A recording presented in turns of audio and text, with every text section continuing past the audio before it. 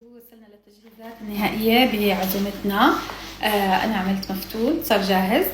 لينو عملت الكيكة، كمان كبة وسمبوسة، في صنف باستا لأنه ضيفتنا بتحب الباستا. كمان شو رح أعمل سلطة حلوم هاي كتير لذيذة. أنا غشيتها من الشيف بهوكا، فنشوف شو رح نعمل. أول شي طبعا في عندي هاي جبنة بتشهي. هي جبنة بيضة فيها إزحاف، فيها أو هي حبة البركة، وفيها كمان مستكة أنا كتير بحبها.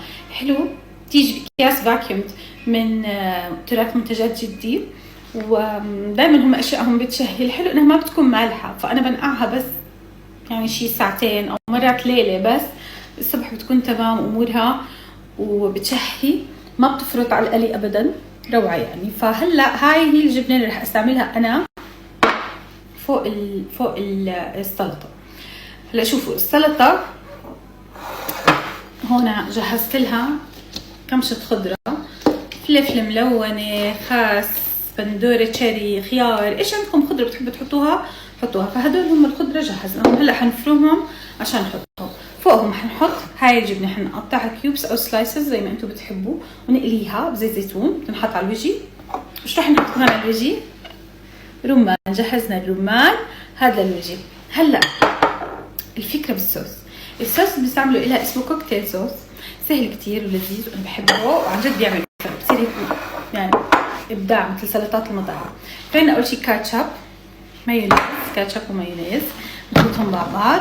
رح نحط عليه كمان بودرة ثوم وبابريكا، وشو كمان عندي ملح. هدول 3 أشياء مع الفلفل الأسود وعصرة ليمون أو معلقة خل. في أسهل من هيك؟ هلا حكتب لكم أنا المكونات وإن شاء الله ما بتكون صعبة عليكم أبدا. بس زي ما حكينا شوية خضرة، الجبنة والرمان على الوجه، والصوص هو كوكتيل صوص. رح أعملها على السريع ونشوف النتيجة. يلا.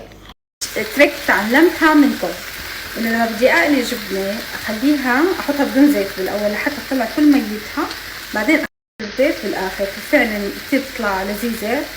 هاي قطعة الجبنة لحتى نستعملها از كيوبس للسلطة، وريحتها ابدا مثالية يعني من غير ما اتغلب بالنقع، وكتير لذيذة طعمها عن جد بتشهي. اوكي هلا نشفت ميتها زي ما انتم شايفين، بضل محافظة على قوامها. حزيد زيت زيتون مش كتير يعني، هيك نرجعه لحتى تنقلي معنا الجبنة، بنضل نقلبها لتتحمر من كل الجهات. شوفوا لي النتيجة، بتشهي عن جد. إذا وصيتوا من عندهم جربوها ورح تدعوا لي، عن جد بتشهي هاي الجبنة. رح اتركها تبرد شوي عشان تصير جاهزة نستعملها بالسلطات، وإذا حبيتوا مثلا على فطور على عشاء بتاكلوها سخنة بتطلع أزكى وأزكى.